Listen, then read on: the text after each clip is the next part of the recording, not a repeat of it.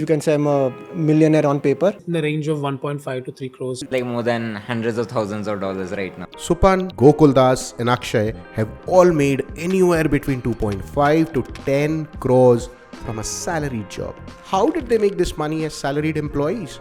Let's find out. I spent about 5 to 6 years at Swiggy. A manager who worked at Swiggy, not naming him, but he joined it very early on in the marketing. He was the first member in the marketing team. I think he worked for 2-3 startups, right? And in his 30s, he kind of retired. That's the takeaway, right? He took a good amount of risk joining 2-3 startups very early on, but he's made a good amount of money, really good amount of money, not the conservative goal of 10 to 12 crores. You can imagine 3-4x of that, right? That's the kind of stories that inspired me because of ESOPs, and that's the power of ESOPs, I would say. ESOPs are, think of it that way, as a small percentage ownership of the company, right? And why does a company want you to have that? So that you enjoy the success of the company. As the company grows, you grow along with it financially as well. The stocks grant that got me during the early stage. If you look at the growth of the stocks from 10,000 rupees per stock to it's almost now today it stands at around 5 to 6 lakhs per stock. If I consider my stock options also part of my portfolio, it consists of around 40-50% of the overall net worth. It's in the range of 1.5 to 3 crores. And now I'm with Razorpay, heading their digital marketing team. Spent about 4.5 years at Flipkart. I got some ESOPs as part of that, 30 lakhs or so. About half of it has sort of gotten liquidated, the other half of it largely stays. So when I left Flipkart, my salary was somewhere around 35 lakhs. When I joined Udaan, I took a pay cut and joined at a salary of 20 lakhs. There was certain thousands of dollars of ESOP that were given in at that point in time. And again, it was an early stage of the company, which was probably first year of operations of Udaan when I had joined in. When I left Udaan about 5.5 years later, that money multiplied 70 to 100 times to make me a millionaire in paper money. And there was a 10% liquidity event which happened a couple of years back. Via the liquidity event, I think I bought my car. I have used that money to sort of fund a part of the house I've bought, right? And it also helped me get the financial freedom to start up today. Just like startups have ESOPs, MNCs have RSUs. RSUs are direct stocks of the company given to the employees for public limited companies. Directly comes in your demat accounts. So those comes as like X $1,000 of stocks given to you vested over a period of 4 years.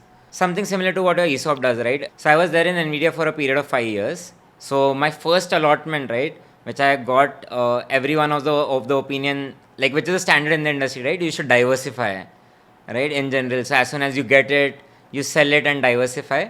I think that was the biggest mistake which I did. Suddenly when I sold it, I had like more than $10,000 worth of cash in my bank account, not knowing what to do. But that stocks would have been worth like more than hundreds of thousands of dollars right now. So that would be roughly a 50x multiple on the things that I sold already. So after the first sale, I never sold. So I've been holding them for around 9 years now. Now, once you're decided which one is a MNC suited for you or a startup suited for you, then the answer becomes much more easier because both offer a very different kind of lifestyle and the growth rate as well. How do you decide which is better, more salary or more ESOPs? So the way to think about ESOP compensation, evaluate all of these outside of the ESOP first. How does the work look like? How does the role look like? How does the company's mission look like? So how are all of those things working out for you? The earlier you are, there is a higher risk associated with it, right? If you join a pre-seed or a seed stage company, the risk is probably the highest. If you join a Series C, D company, it is lower. And if a public company, it goes even lower. I would suggest not to really compensate because of you have a better ESOPs plan and then take a less salary, because that is what your days runs with the salary, not really with ESOPs, right? So at Swiggy, when I joined, it's hardly a year or so a company, and it has a huge path to grow, right? Because you started very early on, within 5-6 years, there is a room for us to grow a lot. But when I joined Razorpay, it's already a 7-year-old startup. They're already a unicorn. If you are looking for something in another 5-6 years, they might not have a lot to grow, right? But if you're looking for a 10-year, 15-year, there's a lot to grow, right? So you will have to consider that as well when you're looking for ESOPs options, right? If you're joining a very early stage startup which has high potential to grow, then your stocks grows like 10 of 10x. But if you're not taking a huge risk, but you're still joining a startup which is well established, they will have a growth over a period of very long term, 10-20 years. But in the 5-6 years, you might not see the same growth. And ESOPs also get decided basis where what is the current valuation, what is the opportunity to become. And these are very contextual to you and the company you're joining. But there is a lot of gut in figuring out whether the company and the team is going to do well or not. If you consider that this company has a potential to grow, there is no reason why anyone should stay away from ESOPs, because it's the best wealth creation opportunity instrument available beyond just a regular salary that we are drawing, right? Now, when can you avail that money or liquidate that money? There are three, four ways of doing it, right? If the firm itself providing you a buyback option, where the company itself is buying back your stock at a price that they are deciding, is one way to kind of liquidate that. So it could be a secondary buyback event, right, where there is certain company looking to buy. So for Udaan, there was Catamaran Ventures that was sort of looking to buy and did a secondary sale. There are few cases where the founder themselves decide to buy it back. The best scenario around this happens when a company goes public.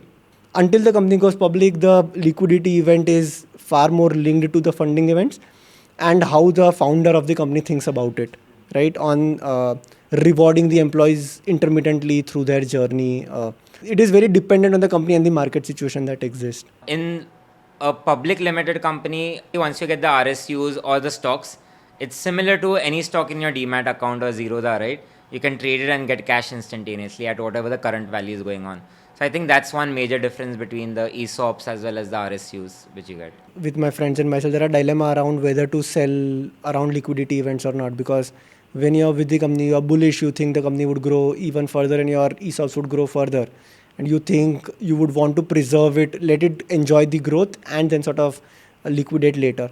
My personal recommendation is to sort of take the opportunity of liquidity every time you get it.